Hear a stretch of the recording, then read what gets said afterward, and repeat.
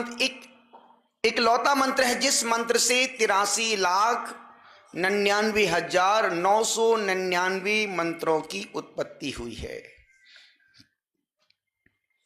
नमोकार मंत्र जैन कुल में पैदा होने वाले बच्चे से 40 दिन के बाद बच्चे से लेकर के 100 साल तक बुजुर्ग तक ऐसा कोई जैन व्यक्ति नहीं होगा जिसको नमोकार मंत्र नहीं आता हो। नमोकार मंत्र को पढ़ना, समझना और उसको जीना बहुत कठिन काम है। नमोकार मंत्र 5 पद हैं। प्रथम पद में अरिहंतों को नमस्कार, दूसरे पद में सर्व सिद्धों को नमस्कार, तीसरे पद में सर्व आचार्यों को नमस्कार, चौथे पद में सर्व उपाध्यायों को नमस्कार और 5वें पद में सब साधुओं को नमस्कार। सिर्फ इसमें नमस्कार ही नमस्कार किया गया है। कहीं किसी परमात्मा से किसी भक्त ने कोई याचना नहीं की है कि मुझे लड़की मिल जाए, मुझे बेटा हो जाए, मेरी शादी हो जाए, मेरी अच्छा परिवार बस जाए। कोई याचना, दुनिया के अनेक मंत्रों में याचना छिपी है, पर नमोकार महामंत्र एक ऐसा मंत्र है जिसमें सिर्फ प्रार्थना के अलावा दूसरा कुछ भी नहीं है। प्रार्थना ही प्रार्थना है। नमो लोय सभ्य सौलम सर्व साधुओं को नमस्कार हो, नमो अज्ञानम सर्व साधु उपाध्यायों को नमस्कार हो, सर्व आयरियाणम आचार्यों को नमस्कार हो। और मुझे आश्चर्य तब होता है जब स्वाध्याय करने वाले प्रेमी साधु इस नमोकार मंत्र के अर्थ को नहीं समझ पाते हैं और प्रवचन गद्दी पर बैठ जाते हैं। ऐसे साधुओं को रोज मेरी भावना पढ़ना चाहिए। जिन्होंने नमोकार मंत्र को समझा नहीं, सिर्फ एक आचार्य को समझा, बाकी कोई साधु नहीं, कोई उपाध्याय नहीं उनके लिए। आचार्य कहते ऐसे मूर्खों को रोज मेरी भावना को समझ लिया, उन्होंने जिंदगी को समझ लिया। अन्यथा कितना ही ग्रंथ पढ़ लो, दुनिया को समझा दो और खुद मूर्खों जैसी बातें करो, उससे क्या होगा? सिर्फ समाज ही गुमराह होगी। गुरु एक हो सकता है, पर जो मंत्र नमोकार आचार्यों ने प्रतिपादित किया है, और सिर्फ नमोकार मंत्र में 5 बार नमस्कार करने के पीछे यही उद्देश्य है कि आदमी का अहंकार टूट जाए। उस कुएं का पानी छान के पीने के बाद, अनेक ग्रंथों को पढ़ने के बाद यदि तुम्हें नमोकार मंत्र का अर्थ ही समझ में नहीं आए तो ऐसे मूर्खों को प्रवचन नहीं करना चाहिए। ऐसे अज्ञानियों को, समझदार मूर्खों को मौन होकर के नमोकार मंत्र का गहन अध्ययन करना चाहिए। मेरी भावना पढ़ो, सामायिक पाठ हिंदी का पढ़ो। क्यों? क्योंकि अभी तुमने नमोकार मंत्र के अर्थ को समझा नहीं है। निवेदन कर रहा हूं, एक छोटा बच्चा 5 साल का लिफ्ट से ऊपर जा रहा था अपने फ्लैट पर। वो उस बच्चे के हाथ में आइसक्रीम थी। बच्चा बार आइसक्रीम खा रहा था। उसमें व्यक्ति सज्जन खड़े, बेटा तू आइसक्रीम खा रहा, ठंडी नहीं लग रही तेरे को?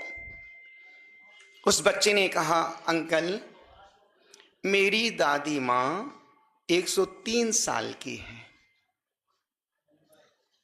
उस व्यक्ति ने कहा, समझदार व्यक्ति ने कहा, बेटा इस आइसक्रीम का ठंडेपन से और तेरी दादी से क्या संबंध? उस बच्चे ने बहुत गहरी बात कही। उस बच्चे ने कहा, अंकल मेरी दादी माँ इसलिए 103 साल की हैं क्योंकि वो किसी के काम में दखलंदाजी नहीं करती थी। वो किसी के काम में उंगली नहीं करती थी, इसलिए वे 103 साल तक रही। और आज के आदमी की आदत है उंगली करने की। निवेदन इतना सा कर रहा हूं, अनुरोध कर रहा हूं, व्यासपीठ पर बैठ करके यदि हम कुछ भी बोल रहे हैं तो आचार्य कहते हैं तुम धर्म का अवर्णवाद कर रहे हो। धर्म का अवर्णवाद सम्यक दृष्टि धर्मात्मा नहीं करता है, घोर मिथ्या दृष्टि ही करता है। कुंद कुंद स्वामी ने भी नमोकार मंत्र को पढ़ा, समंत स्वामी ने भी पढ़ा, बड़े बड़े आचार्यों ने कभी नहीं कहा कि मैं एक कुंद कुंद को नमस्कार कर रही हूं, मैं एक को नमस्कार कर रहा हूं। धबला की पुस्तक में लिखा है नमोकार मंत्र के व्यापक अर्थ को जानना है, उसके फल को पाना है तो नमो लोय सब अरिहंताणम। इसका मतलब जितने भूतकाल में अरिहंत हो गए, जितने वर्तमान में, जितने भविष्य में होंगे, मैं सर्व अरिहंतों को नमस्कार करता हूं। नमो लोय सब सिद्धाणम, जितने सिद्ध परमात्मा हुए हैं और होंगे, मैं उनको नमस्कार करता हूं। नमो लोय सब आयरियाणम, जितने आचार हुए थे, हैं और होंगे, मैं उनको नमस्कार करता हूं। अब कोई मूर्ख नादान बच्चा कहे मैं तो एक को नमस्कार करता हूं, मैं किसी को मानता ही नहीं। अरे पागल, तेरे मानने नहीं मानने से क्या फर्क पड़ेगा, पर तू किस पीठ पर बैठ के बोल रहा है। अभी देखा नहीं, इस मामले में श्वेतांबर समाज की दिल खोल के प्रशंसा करना चाहिए। अभी बंबई में पार्ले जी मंदिर में जो 30 साल पुराना प्राचीन मंदिर था, जैन मंदिर, बीएमसी ने द्वेष के कारण से, भीतर की ईर्ष्या के कारण से उस मंदिर को तोड़वा दिया। भगवान बाहर बैठ के जिन वाणी को पैरों में डाल दिया, जिनकी जीवन की होनहार गलत होती है। कहते हैं ना, जब गीदड़ की मौत आती है तो वह गीदड़ शहर की ओर भागता है। मंदिर ध्वस्त कर दिया, समाज परेशान। श्वेतांबर समाज ने एक संगठन बटा, एक मीटिंग कॉल की। संपूर्ण बंबई में जितने जैन लोग हैं जो नमोकार मंत्र को पढ़ते हैं, महावीर की अहिंसा को आत्मसात करते हैं, उन सबको ठीक 9 बजे पार्ले उस वहां पहुंचना है और बीएमसी का विरोध करना है। सोचो, 15-20 हजार जैन व्यक्ति, यदि श्वेतांबर सोते अरे बहुत दिगंबर का टूटापन क्यों उसमें जाएं। मंदिर में तुम दिगंबर हो सकते हो, मंदिर में तुम श्वेतांबर हो सकते हो, मंदिर में तुम 13पंथी 20पंथी थानकवासी मूर्ति पूजक हो सकते हो। जब मंदिर के बाहर निकलो तो सिर्फ एक ही सिंबल रहे, सिर्फ जैन। ना दिगंबर, ना श्वेतांबर, ना 13पंथी, ना 20पंथी, ना थानकवासी, ना मूर्ति पूजक, सिर्फ और सिर्फ जैन। और जो जैन का परिचय बंबई जैन समाज ने दिया है, पूरी सरकार को पसीना आ गया। 3 घंटों में 3 सेट बनवा दिया, भगवान को वेदी पर विराजमान कर दिया। किस लिए? जैन के संगठन ने, जैन की एकता ने। अन्यथा हम दिगंबर जैन है कितने, एक मुट्ठी भर नहीं है। और हमारी औकात है कितनी, एक मुट्ठी भर भी औकात नहीं है। पर जब जैन समाज इकट्ठी हो जाती है, एक अंगुली का कोई अस्तित्व नहीं है। और जब एक उंगली 5 के साथ मिल जाती है तो अच्छे अच्छे के दांत तोड़ के हाथ में ला देती है। इस समय है, वर्तमान में संगठन की आवश्यकता है।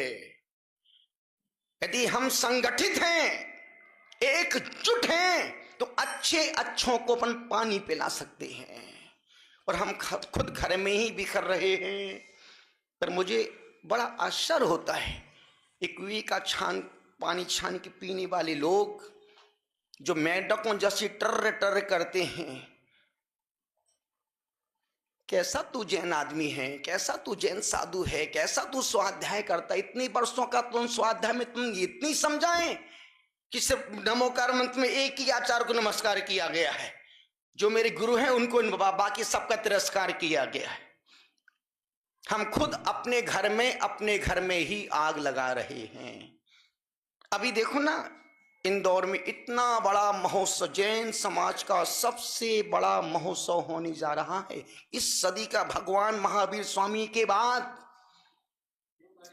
इस 2600 वर्षों में एक ही जैन श्रावक पैदा हुआ है, मनीष गोधा, सपना गोधा।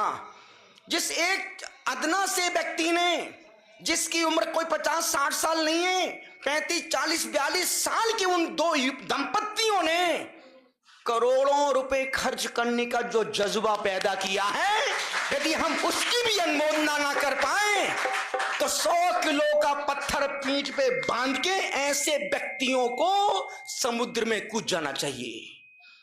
उसकी दिल की उदारता तो देखो, क्या महोत्सव है, पट्टाचार महोत्सव अद्भुत।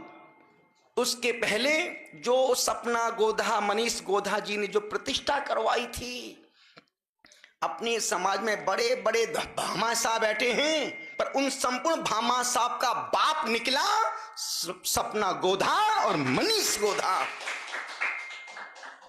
जिस व्यक्ति ने इतनी दिल, ध्यान रखना 10 रुपए खर्च करने के लिए भी कलेजा चाहिए, कलेजा। बोलना, टिप्पणी करना, ये तो सड़क छाप आदमियों के लक्षण हैं, पर अच्छे काम की अनुमोदना दिलदार व्यक्ति ही करते हैं। और आज के पूरे देश में एक ही चर्चा, आचार्य विशुद्ध सागर जी महाराज को पट्टाचार पद पर प्रतिष्ठित किया जाएगा। वो भी साधु संतों को हजम नहीं हो रहा है, वो भी छाने पानी छान के पीने वाले लोगों को पच नहीं रहा, गैस बन रही है। कैसी तू धर्मात्मा है, कैसा तू जैन है, जैन है कि सद्दाम हुसैन। यदि तुम धर्म की प्रभावना को भी बर्दाश्त नहीं कर पाओ तो तुम्हें साधु होने का कोई हक नहीं है। दुनिया को क्यों बेवकूफ बना रहे हो? क्यों दुनिया को स्वाध्याय की आड़ में अपने पाप उजागर कर रहे हो? और ऐसे धर्मात्माओं की खूब दिल से प्रशंसा करो कि भगवान इतना पुण्य मेरा भी आए कि मैं भी ऐसा कभी जीते जी मरने से एक दिन पहले मैं भी कोई ऐसा महोत्सव करके मरूं। और नहीं कर सकते हो तो कम से कम अब अनुमोदना तो करो। व्यर्थ में ऊल जुलूल की बातें बोल करके पाप मत कमाओ। आजकल बुक में बोलते ना, फेसबुक में लोग झूठी आईडी बना करके उल्टी पुल्टी मैसेज डाल रहे हैं, उल्टी पुल्टी बातें निकाल रहे हैं। कैसे कैसे जैन धर्म में कैसे कैसे पापी जीव बैठे हैं, कैसे कैसे अधर्मात्मा दुष्ट जीव बैठे हैं, जिनको अच्छे कर्म भी, अच्छे कार्य भी हजम नहीं हो पा रहे हैं। इस परंपरा के हमारे अंकलिकर आदि सागर जी महाराज, महावीर कीर्ति जी महाराज, आचार्य श्री विमल सागर जी, गुरुदेव आचार्य श्री विमल सागर जी, तपस्वी सम्राट श्री सन्मति सागर जी, पुष्पदन सागर जी, विराट सागर जी, उस परंपरा को जीने वाले आचार्य श्री विशुद्ध सागर जी महाराज, जिनकी चर्या देखो, जिनका व्यवहार देखो, जिनका ज्ञान देखो, संपूर्ण लाग लिपट से दूर है। ना किसी तीर्थ में उलझे, ना किसी पचड़े में पड़े, अपने कल्याण और सिर्फ श्रावकों को बोध देने के लिए आगे बढ़ते हैं। बाकी कौन तुम क्या करते हो कोई मतलब नहीं। इतना बड़ा महोत्सव जो इंदौर में होने जा रहा है, मैं तो सपना जी, मनीष भाई गोधा की पुण्य की, उनकी उदारता की, उनके समर्पण की, उनके त्याग की, उनके बलिदान की मैं खूब दिल से अनुमोदना करता हूं। जोरदार उस दंपत्ति के लिए। ऐसे दंपत्ति हर समाज में एक दंपत्ति तो चाहिए। जिस व्यक्ति ने करोड़ों करोड़ों रुपए खर्च करके उसने तो अथाह पुण्य कमा लिया, और तुम पगले हाथ मल मल के जले जा रहे हो। नहीं, अब जलना नहीं है, अब वो जलना नहीं है। जलने के टाइम से पहले जलना। हाँ, जब तुम्हारा जलने का वक्त आए उसे पहले बाबू जलना छोड़ देना, अन्यथा कितना ही कुएं का पानी छान के पियो, मर के मेंढक बनोगे, फिर उसमें भी टर्र टर्र करोगे। पानी छान के पीने के साथ विचारों को भी छान के पियो। और ऐसे धर्मात्माओं को, ऐसे साधु सन्यासियों को जिनको अच्छे कार्य भी हजम नहीं होते, उनको रोज दिन में 3 बार सामायिक के समय मेरी भावना पढ़ना चाहिए। उसमें यही तो लिखा है, देखे दूसरों की बढ़ती को। बाबू दूसरों को ज्ञान देना, दूसरों को समझाना बहुत सरल है, पर इन पंक्तियों को आत्मसात करना बच्चों का खेल नहीं है। निवेदन इतना सा कर रहा हूं, धर्म कोई भी हो, हुआ नहीं, जीवन की पवित्रता है। धर्म के मायने करुणा, प्रेम, वात्सल्य और परोपकार है। उसका प्रतीक फिर चाहे राम हो या रहीम, कृष्ण हो या करीम, बुद्ध हो या महावीर, कोई फर्क नहीं पड़ता है। करुणा धर्म है, क्रूरता कभी धर्म नहीं हो सकती। दरअसल आज धर्म के स्वयंभू ठेकेदारों ने अपने निजी स्वार्थों के कारण धर्म के असली चेहरे पर धर्मांधता का नकाब चढ़ा लिया है, जिससे वह आपसी वैमनस्य का कारण बनता जा रहा। धर्म की आड़ में अपनी संपूर्ण इच्छाओं को पूरी करने में या धर्म का मुखौटा लगा करके हम सिर्फ और सिर्फ समाज को वर्ग ला रहे हैं। निवेदन इतना सा कर रहा हूं, उस महोत्सव की मैं दिल से खूब अनुमोदना करता हूं कि वह महोत्सव इतिहास के स्वर्ण अक्षरों पर लिखा जाए। और ऐसा महोत्सव ना भूतो ना भविष्यति। समाज की इतनी औकात नहीं कि इतना बड़ा महोत्सव एक दंपत्ति जैसी उदारता के साथ, जिसमें कोई चंदा नहीं, चिट्ठा नहीं, कोई टिप्पणी नहीं, वो बेचारे दोनों दंपत्ति दिल से, जी जान से 3 महीने 4 महीने से ना रात देखते, ना दिन देखते, ना खाना ना पीना, सिर्फ और सिर्फ एक ही उद्देश्य, 27 तारीख को गुरुदेव का मंगल प्रवेश और 2 मई तक पट्टाचार महोत्सव की अटखेलियां, धर्म की प्रभावना। ऐसे धर्मात्माओं की जिंदगी भर अनुमोदना करना, उनके पुण्य की, उनके समर्पण की, उनके भक्ति की, उनकी सेवा की, उनकी दिल की उदारता की। ऐसा इतना बड़ा धर्मात्मा आज तक पैदा नहीं हुआ। इतना बड़ा धर्मात्मा, इतना उदारपति। धनपति नहीं है वो, धनपति की समाज में कमी नहीं है, कमी है तो दिल की उदारता की है। जिनसे 10 रुपए नहीं छूटते हैं वो 10 करोड़ 50 करोड़ रुपए खर्च कर रहे हैं। किसके लिए? सिर्फ और सिर्फ धर्म की प्रभावना के लिए। नमोकार महामंत्र दुनिया का इकलौता मंत्र है, इकलौता मंत्र है। जिसने नमोकार मंत्र को समझा वो संपूर्ण चारों संप्रदाय के लोग एकजुट होकर के बंबई की सरकार को हिला दिया।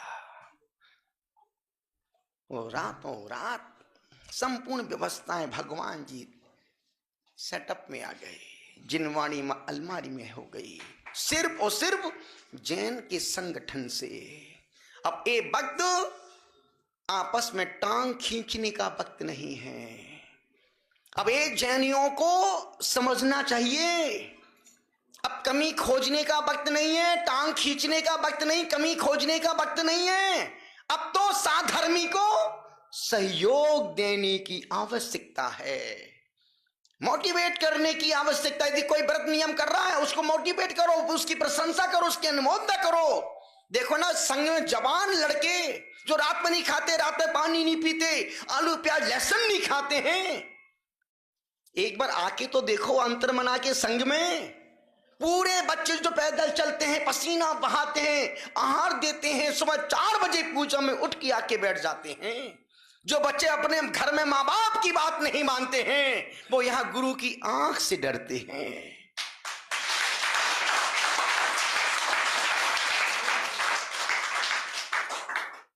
और क्या बिहार चल रहा, क्या आनंद बरस रहा है। हमने कल कहा था ना, हजारों साधु ने खूब वंदना की होगी बद्रीनाथ की, पर ऐसा व्यवहार, ऐसा आनंद माता जी आज तक किसी साधु ने उठाया नहीं होगा। अधमरे होके आए होंगे, वो लतड़ते लतड़ते वापस निकल गए। यहाँ तो आनंद से झूमते झूमते, आनंद से सामायिक नदी में हो रही है, पत्थर पर बैठे हैं, पानी में गिरा है, आनंद ही आनंद।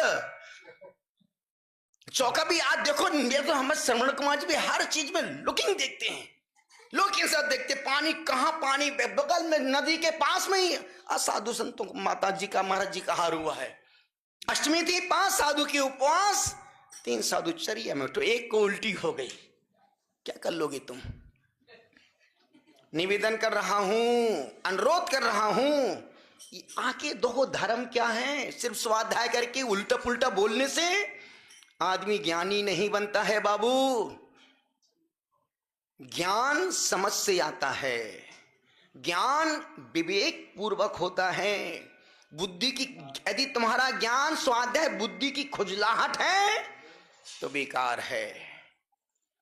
इसलिए निवेदन कर रहा हूं, अनुरोध कर रहा हूं, स्वाध्याय का फल ईर्ष्या नहीं है, स्वाध्याय का फल द्वेष नहीं है, स्वाध्याय का फल प्रतिस्पर्धा भी नहीं है। स्वाध्याय का फल है अपने विचारों को छान के रखना, अपनी समता को खंडित नहीं होने देना। और यदि सब कुछ हो रहा है तो तुम्हारी स्वाध्याय के बाद भी दिशा गलत है, फिर वो स्वाध्याय का फल अस्पताल ही है। यदि तुम्हारा स्वाध्याय द्वेष पूर्वक है, कसाय पूर्वक है, ईर्ष्या पूर्वक, प्रतिस्पर्धा पूर्वक, कमी खोजने के लिए हो रहा है, तुम मान के चलना कि तुम्हारा स्वाध्याय का फल अस्पताल ही है, और जस लोक से परलोक की यात्रा पर निकल जाओ। इसलिए इतना स्वाध्याय मत करना कि जस लोक से परलोक जाना पड़े।